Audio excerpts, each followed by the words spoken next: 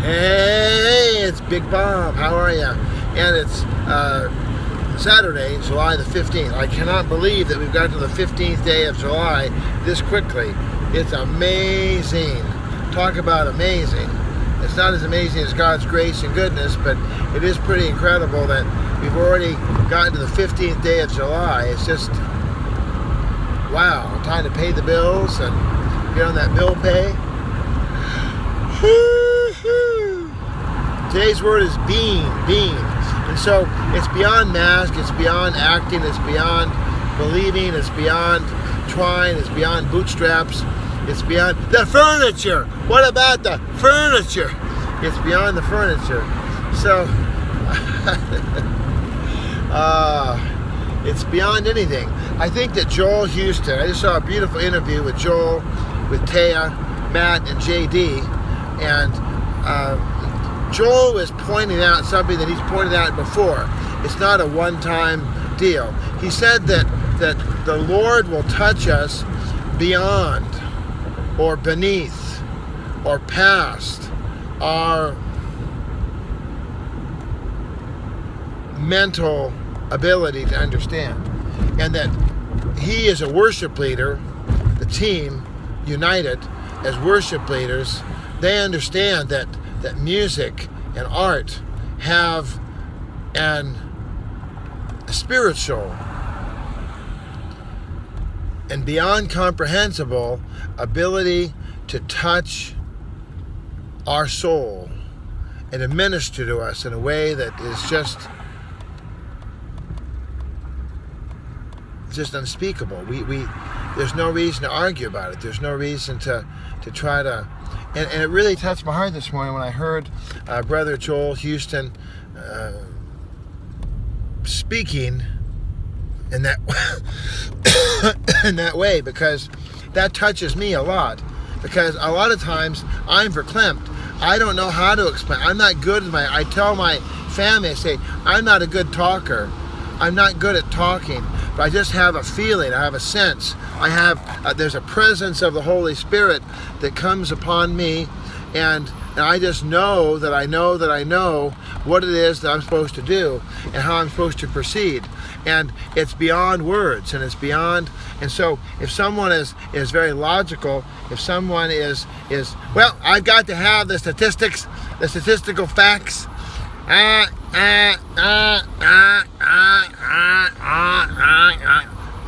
if I can't give them the facts, if I can't argue my way out of it, then they're, nah, wrong answer, nah, wrong answer, nah, wrong answer.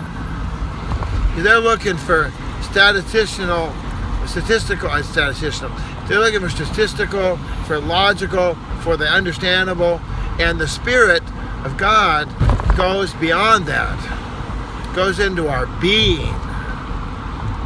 Our being is way more eternal and spiritual and incomprehensible and huge than, well, he is 6'3", green eyes, dishwater blonde hair, what he has of it. He's got a big ring on the finger there, on that one finger, you know. He's kind of a obnoxious, annoying person. Yeah, he's annoying. The furniture. What about the furniture? That's annoying. I still can't get over that guy. The furniture. You got to plan on the furniture. There's no furniture, Tim. Oh, my brother Tim, he's so funny. There's no furniture. Get off the furniture. But the furniture. It's kind of the spirit of it. People always think they know better than me. They think that they can tell me how to do something that believe me, I'm going to be 70 years old soon. And Bob, you haven't even 60 yet. I know, but I'm planning ahead. So I'm going to be 70 soon. I'll be 100 soon. And guess what? I've had plenty of mileage on this old carcass, and I know how things work, pretty much. I'm willing to try new things, but basically,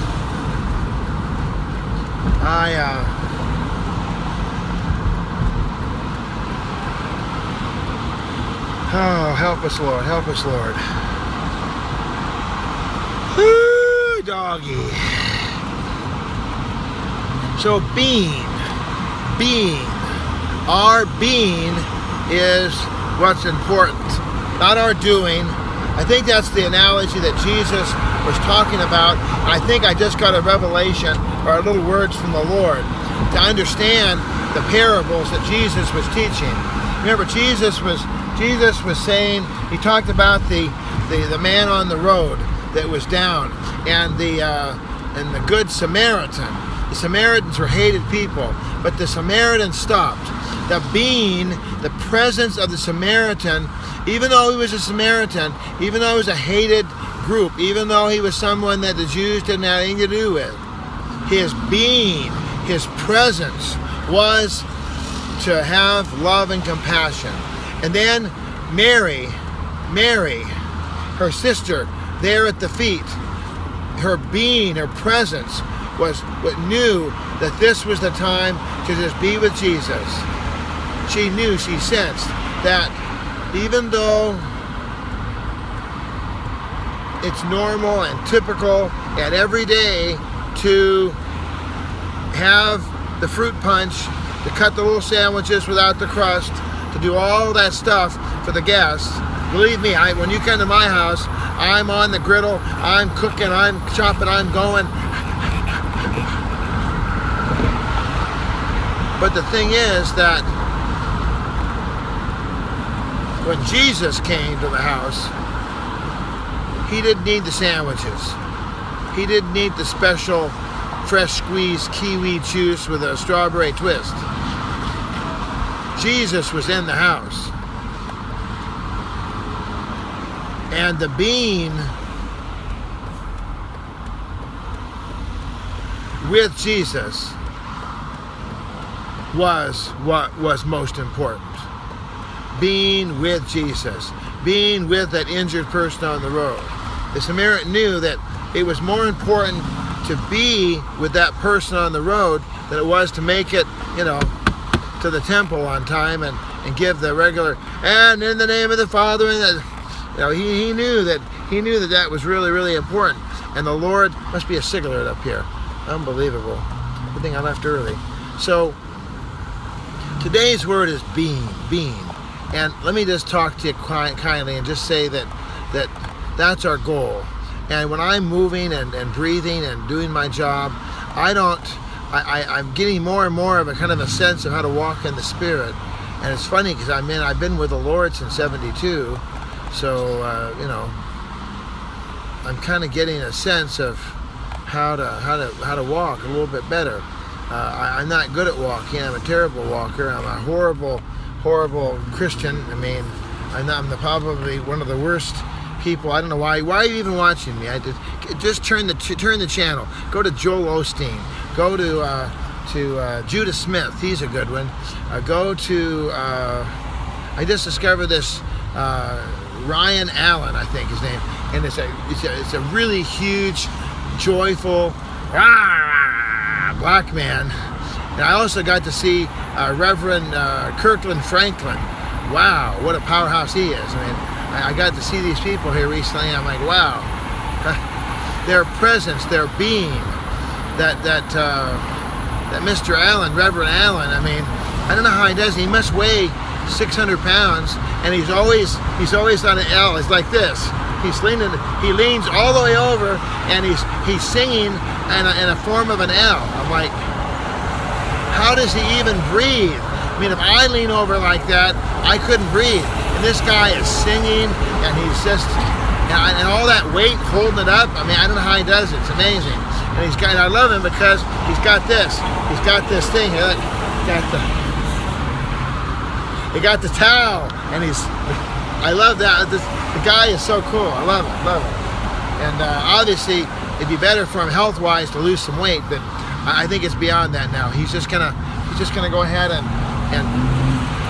live his life that he has now, and not worry about it, and go ahead and meet the Lord.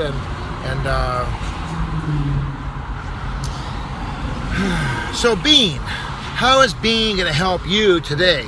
if you and I can learn to walk in the presence of the Lord. I'm doing a job right now in Sierra Madre for my cousin, and I am working on any number of things. I'm working on any number of things. Did I say that? I'm working on any number of things. I've got a giant room, a dining room, a hallway, a kitchen, a bathroom, another hallway, a living room, another bedroom. I've got like so much stuff going on. And I've got a basement, and in the basement there's a kitchen, and then there's a little toilet room where there's a wall that kind of bumps out, and I'm talking, I got stuff going on. And I left yesterday, and I was tired. I wanted to go home about 6 o'clock. I thought, no, this is it. I'm done. I've had it. I'm finished. I'm going to go home early. I can't do anymore, Lord. And as it turned out, I just followed the Spirit, and I did one more thing, and one more thing, and one more thing, and one more trip, and here you go, and this guy did this. And before you knew it, did I say that? Before you knew it, it was 7:15, time to close, the regular closing time, and I had done everything. I had done nearly everything. Did I mention that? I'd done nearly everything. Nearly everything was totally done. And I was just like stunned, shocked, and amazed.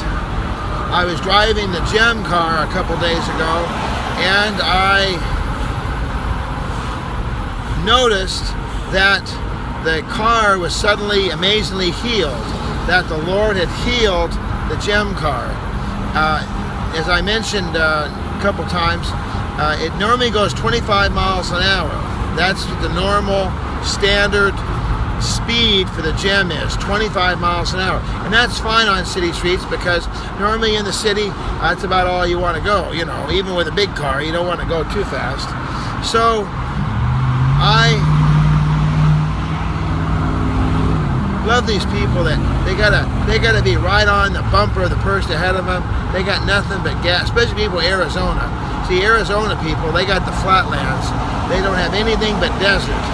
So when they come out here and it's bumper to bumper traffic, they wanna zoom, go, boom, boom, big, ba, ba, ba, wah, wah, wah, wah, wah. And I'm just like, hell, you ain't gonna go nowhere, Sally. You're going nowhere. So this guy's ahead of me, and he's braking, and he's revving his engine, he's braking, and I'm thinking, it's not gonna cut loose here, brother. This is it. This is the show. Remember that song by Judy Collins? Is that all there is? Is that all there is? We're gonna have a part 2 today, I think, because we're out of time, and I want to talk more. I love you today. I love you today. I love you today. The presence of the Lord is so good. The presence of the Lord is so rich. The presence of the Lord is so real. I love you today. I love you. I got a chance to love my family today. I took the little guys out for a trip to the. I forgot to take the curtain down here. I took the little guys out to trip to In-N-Out Burger, as it turned out. And guess what? Again, that was not on my agenda. It was not on the plan. We didn't plan on going to In-N-Out Burger. That was not the thing. I said, well, we can get chicken, we can get pizza, hot dogs, cheeseburger, and you think they were John Belushi. Cheeseburger. No Coke, Pepsi. Give me a call, would you? 213-713-8954, 8954 green at att.net, on the Twitter at Mr. Bob at BobBob8954. And remember, the furniture. What about the furniture? You got to get the furniture. I will talk to you in a couple. This is Big Bob. Love you. Remember, if he does accept that Jesus, get to a Bible-believing church. August 26th, we're going to have our wonderful hospitality open house potluck, and out in Pomona, the fairgrounds. Love you. Talk to you again on side 2. Here we go.